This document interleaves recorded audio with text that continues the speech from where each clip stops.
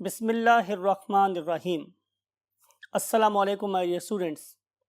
Today we want to start next lecture, and next lecture is lecture number 20, chapter number 22. खूबसूरत दुआ करते हैं रब्बे ज़िदनी इल्मा। My dear students, last lecture में हम लोगों ने एक्स लिंक्ड रिसेसिव डिसऑर्डर्स के बारे में डिटेल्स डिस्कशन की और हम डिस्कस करने वाले हैं X linked dominant, Y linked traits, sex limited और सेक्स इन्फ्लुएंट ट्रेड्स के इनहेरिटेंस के पैटर्न के बारे में। So let's move to the whiteboard. Yes my dear students, बात हो रही थी आप लोगों के साथ लेक्चर नंबर 20 में ह्यूमन सेक्स लिंकेज के बारे में। हम लोगों ने एक्स लिंक्ड रिसेसिव के बारे में कुछ बातें की थी। आपको याद होगा मैंने बोला था कि X linked recessive disorder male में ज़्यादा अपीयर होता है, लेकिन जो मेरे पास एक्स लिंक्ड डोमिनेंट डिसऑर्डर है it appears more in females. ये फीमेल्स में ज़्यादा अपीयर होता है। इसके रीज़न मैंने आपको बताई थी कि फीमेल के अंदर वही बात है, 3 पॉसिबिलिटीज़ हैं, राइट? 3 पॉसिबिलिटीज़ थी, राइट? अगर हम लोग डिसऑर्डर की बात करेंगे तो आपको याद होगा हाइपोफॉस्फेटेमिक रिकेट्स था। तो फॉर एग्जांपल मैं उसे रिकेट्स के रेफरेंस से आर से शो कर रहा हूँ, तो क्या पॉसिबिलिटी हो सकती है कि यहाँ पे कैपिटल आर हो जाए, यहाँ पर भी कैपिटल आर हो जाए, यहाँ पर भी कैपिटल आर हो जाए और यहाँ पे स्मॉल आर हो जाए, और यहाँ भी स्मॉल आर हो और यहाँ भी स्मॉल आर ही हो। तो चूंकि ये एक डोमिनेंट एक्स लिंक्ड डिसऑर्डर है, तो उस वाले केस में जहाँ जहाँ भी डोमिनेंट जीन होगा वो वाली फीमेल क्या हो जाएगी, डिजीज्ड हो जाएगी। तो 33.33% यहाँ पर भी डिजीज होने का चांस है, प्लस 33.33% डिजीज होने का चांस यहाँ पर भी है, बिकॉज के यहाँ पर भी कैपिटल आर प्रेजेंट है, राइट? लेकिन ओनली 33.33% चांस है कि ये वाली फीमेल क्या रहे, नॉर्मल रहे। ये वाली फीमेल कैसी होगी, नॉर्मल होगी, राइट? अब अगर ये मेरे पास एक नॉर्मल खातून है तो ये क्या कर सकती है कि इसकी बॉडी में हमें एबिलिटी नज़र आ रही है कि वो ब्लड में से विटामिन डी को पकड़े और अपनी बोन्स में डाल दे। एक ऐसी प्रोटीन जो विटामिन डी को पकड़ेगी और बोन्स की प्रोटीन के अंदर शामिल करना शुरू कर देगी, it is under the influence of this particular dominant trait. अगर ये वाला ट्रेट डोमिनेंट है तो फिर जाहिर है कि ये वाली मोहतरमा क्या नहीं कर पाएगी, ये विटामिन डी को पिक करके बोन्स के अंदर पेनिट्रेट नहीं करवा सकेगी। बोन्स की proteins they are not going to listen any call from vitamin D. It doesn't mean कि इस मोहतरमा की बॉडी में विटामिन डी नहीं प्रोड्यूस हो रहा। इस मोहतरमा की बॉडी में विटामिन डी प्रोड्यूस हो रहा है, और अगर नहीं भी हो रहा तो हम उसे एक डाइटरी सप्लीमेंट के तौर पे कैप्सूल की फॉर्म में, इंजेक्टेबल फॉर्म में भी क्या विटामिन डी दे सकते हैं। लेकिन अगर मैं इस मोहतरमा की बॉडी में विटामिन डी का लेवल नॉर्मल से ज़्यादा भी कर दूं तब भी इसका रिकेट ठीक नहीं होगा, बिकॉज के बेसिकली यहाँ पे फॉस्फेटेमिक डिसऑर्डर हो गया है, यहाँ पे हाइपोफॉस्फेटीमिया हो गया है। अब सवाल ये है कि हाइपोफॉस्फेटीमिया के अंदर बोन्स कैसी होंगी, बोर्ड नज़र आएंगी, और अगर आप इसे बहुत ज़्यादा अमाउंट में विटामिन डी भी खिलाएंगे तो भी क्योर नहीं होगा। और आपको पता है कि चूंकि जो ट्रेड्स हैं वो हमेशा मदर से सन में अपील हो रहे होते हैं, तो अगर तो ये वाली मोहतरमा है मेरे पास जो होमोजाइगस हैं, तो डेफिनेटली इसके सन भी और इसकी डॉटर्स भी सारी की सारी क्या होंगी, अफेक्टेड होंगी। लेकिन अगर ये वाली मोहतरमा हुई तो फिर 50% चांस ये है कि इसकी जो फीमेल है वो सेफ हो जाए, और 50% चांस ये है कि इसका जो सन है वो भी सेफ हो जाए। तो ये जो एक पैटर्न नज़र आता है हम लोगों को, वो किस में नज़र आ रहा है, एक्स लिंक्ड डोमिनेंट रेट में नज़र आ रहा है। एग्जाम्पल है हमारे पास hypophosphatemic rickets. Now we want to see the next disorder that is given in your book, and that is pertaining to XY linked inheritance. So let's jump to the next part of the board. Yes my dear students, बात हो रही है Y linked traits की inheritance की। इसका मतलब ये है कि अब हम उन जीन्स की बात करेंगे जो सिर्फ और सिर्फ Y क्रोमोसोम पे पाए जाते हैं। तो पहली बात आप लोगों को पता ही है कि Y क्रोमोसोम्स जो होते हैं they are present only in male. जाहिर है ये कहाँ होंगे? Only in male. Y chromosome is present only in males. Therefore, the pattern of inheritance is very peculiar.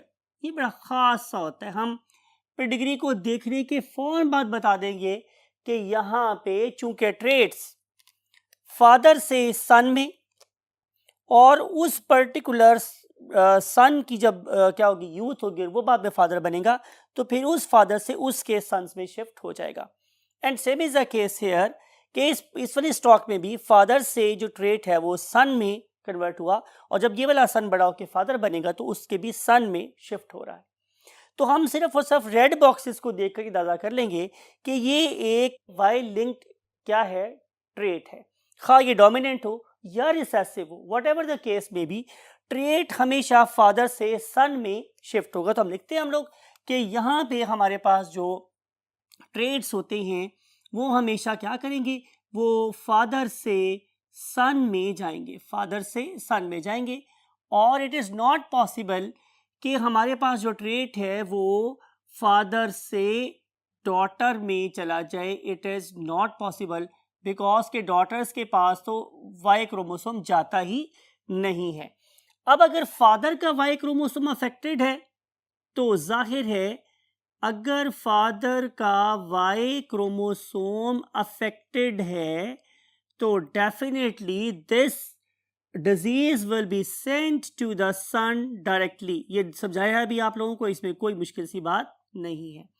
और इसकी जो मेरे पास बेस्ट एग्जाम्पल है जिसे हम बड़े आसानी से हर जगह कोट कर सकते हैं, दैट इज के वाई क्रोमोसोम के शॉर्ट आर्म के ऊपर, वाई क्रोमोसोम के शॉर्ट आर्म के ऊपर एक gene present that is called as SRY gene. ठीक है, ये मेरे पास क्या क्यों कहलाता है SRY जीन? बिकॉज के ये सेक्स डिटरमाइंड रीजन है of the Y chromosome, sex determining region of the Y chromosome, इसे अब इसे SRY जीन बोलते हैं। और अगर SRY जीन मेरे पास होगा तो आपको पता है कि प्रेगनेंसी के 6th वीक में ही क्या स्टार्ट हो जाएगी, प्रोडक्शन ऑफ टेस्टोस्टेरोन, राइट। और अगर हमारे पास टेस्टोस्टेरोन बनना शुरू हो गया है तो जाहिर है developing organism will be the male only. तो सिंपल सी बात है, अगर हम SRY जीन की बात करेंगे तो वो सिर्फ और सिर्फ हमेशा किस में अपेयर होगा, मेल में अपेयर होगा। वो आपको किसी भी जगह पे फीमेल में अपेयर होता हुआ नजर नहीं आ रहा। So this is the very peculiar pattern of that very disorder that is called as X-linked inheritance. तो क्या पैटर्न नजर आया? हमेशा मेल से मेल में जीन ट्रांसफर अगर हो रहा होगा तो हम उसे बोलेंगे कि Y-linked इनहेरिटेंस है। Now we want to see to the second last component of the topic that is called as sex limited traits। उसके लिए मूव करना पड़ेगा next part of the board पर। यस माय डियर स्टूडेंट्स, बात हो रही थी आप लोगों के साथ सेक्स लिमिटेड ट्रेट की। इसका क्या मतलब है? लिमिट का मतलब है कि ये महदूद हो जाए। सेक्स का मतलब है किसी भी जेंडर के साथ, या ये एसोसिएट हो जाए किसी मेल के साथ या किसी फीमेल के साथ, तो हम इसे बोलेंगे कि एक सेक्स लिमिटेड ट्रेट है। आपको मेरी बात समझ आ रही है? तो आइए इसके बारे में लिखते हैं कि it is limited to a single sex only, right. अब सवाल ये है कि ये एक पर्टिकुलर सिंगल सेक्स में ही क्यों अपेयर हो रहा है? तो आंसर ये है कि बेसिकली देयर आर एनाटॉमिकल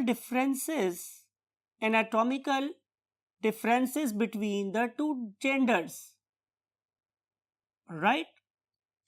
बात आपको समझ आ रही? इसका मतलब ये होगा कि एक पर्टिकुलर ऑर्गेनिज्म में they will appear more, बड़ा आगे लिख रहा हूं मैं more, लेकिन in other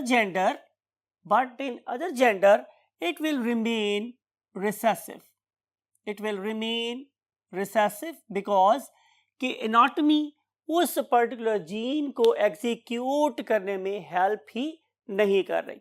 anatomy, structural makeup of the body, ये हेल्प ही नहीं कर रहा उस जीन को एग्जीक्यूट करने में। ठीक है, अब सवाल ये है कि ये पर्टिकुलर जीन कौन कंट्रोल कर रहा है? तो आंसर इज कि this particular gene can be controlled by sex chromosomes और बाय ऑटोसोमल क्रोमोसोम्स। दोनों में ये जीन्स पॉसिबल हो सकता है कि अपी हो और ये एक पर्टिकुलर सेक्स को क्या करें, अफेक्ट कर रहे हों।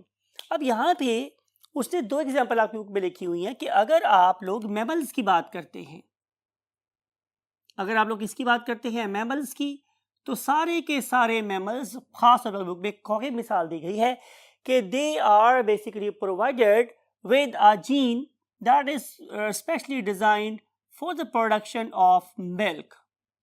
अब सवाल ये है कि क्या मेल में ये वाला काम हो सकता है?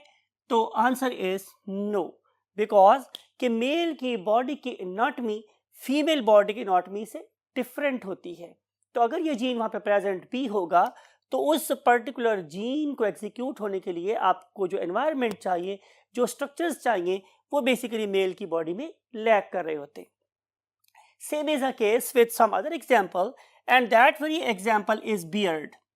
आपको पता है कि जहां तक ताल्लुक है बियर्ड का, it is characteristics of the male only, ये सिर्फ और सिर्फ मेल हजरात में होती है, राइट।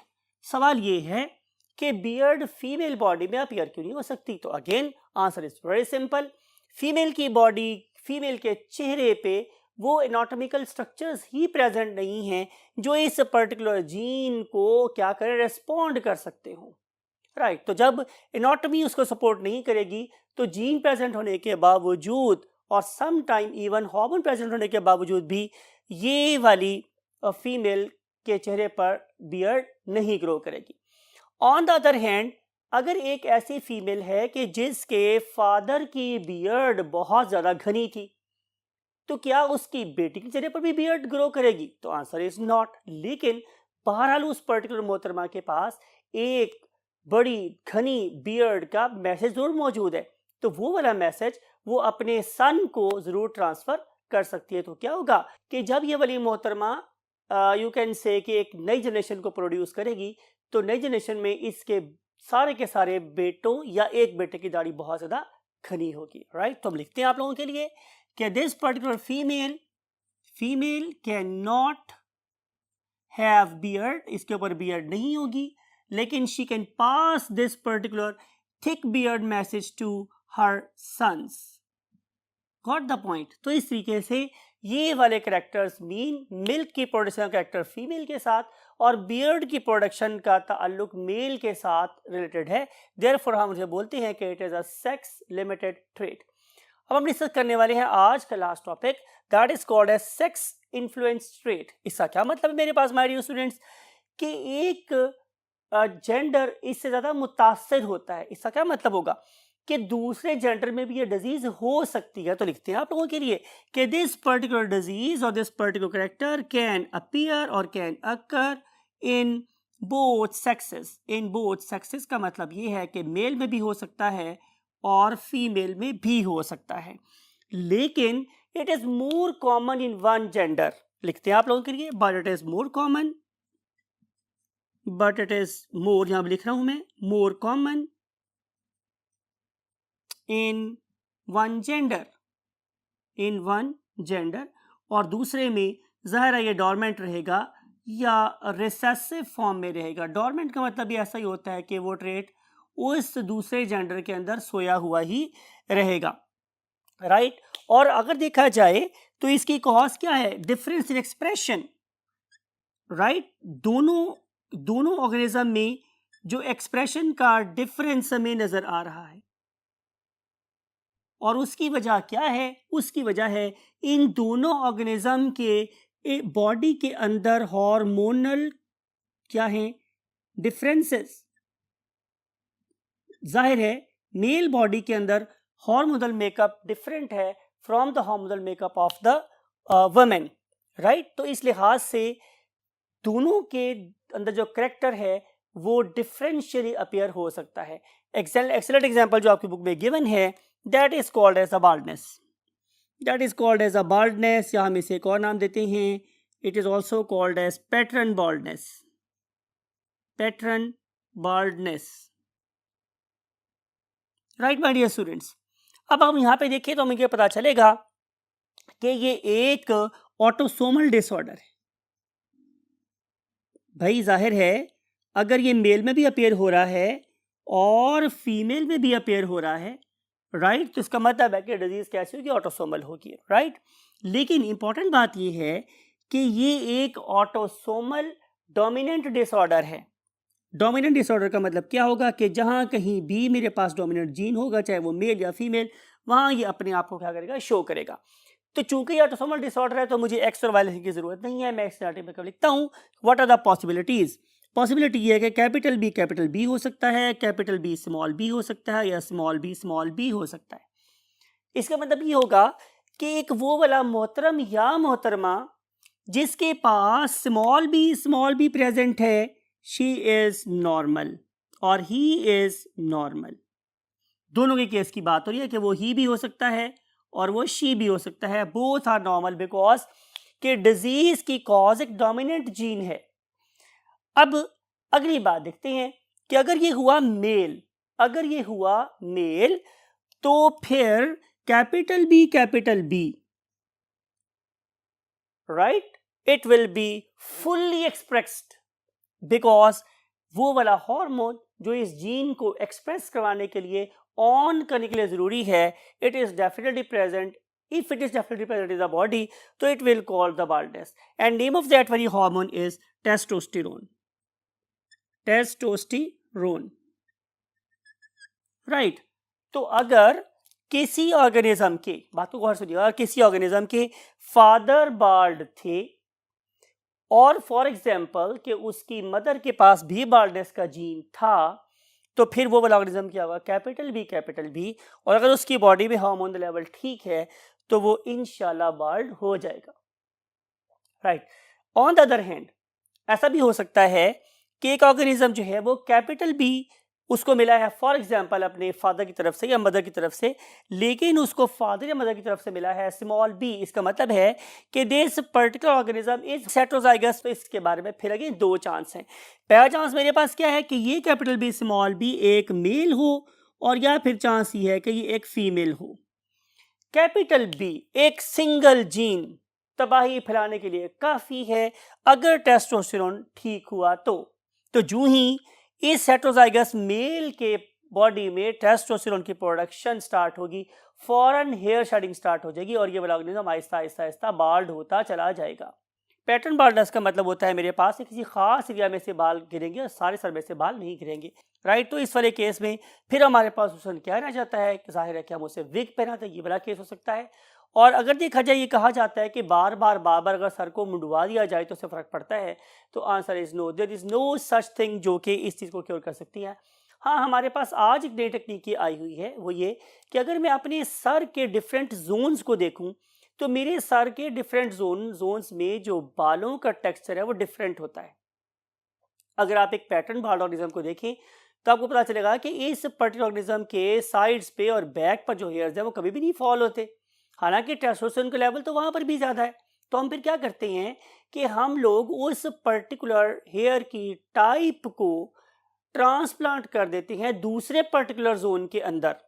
मिसाल के तौर पे कि मैं साइडों से बालों को उठाऊं और उसे बिल्कुल उस जगह पे दरमियान में लगा दूं जहां बिल्कुल बाल नहीं है, तो क्या होगा कि इस पर्टिकुलर एरिया में भी अब उस तरह के बाल हैं जैसे कि साइडों पर बाल थे, तो वो टेस्टोस्टेरोन लेवल डिक्रीज होने से या खत्म हो जाने से कभी भी नहीं गिरेंगे। तो इस चीज को हम लोग क्या बोलते हैं, हेयर ट्रांसप्लांटेशन। तो हेयर ट्रांसप्लांट करके हम कॉस्मेटिकली उस बंदे की शक्ल बदल सकते हैं, लेकिन रिमेंबर ये जीन्स तो बेसिकली नहीं बदले जा सकते। अगरचे उस सबकी सारी शक्ल बदल ली है, लेकिन आइंदा आने वाली नस्ल में डेफिनेटली ये जीन ट्रांसफर होगा। तो इस सारी you can say piece of information के साथ हमारे एक बड़ा topic that is called as sex limited traits और sex linked traits in human being वो खत्म हुआ। और हमेशा की तरह आपके लिए दुआ करता हूँ कि आप अपने और अपने पेरेंट्स का बहुत ख्याल रखें, और हमेशा कहता हूँ जब आप नमाज पढ़ें तो हमारे लिए बेजोर दुआ कीजिएगा और अपनी मंजिल को पाने के लिए सर तोड़ कोशिश कीजिएगा, बिकॉज हस्ती मिटा के होती है तकमील आरज़ू, मुमकिन नहीं है ऐसा, ऐसा किए बगैर।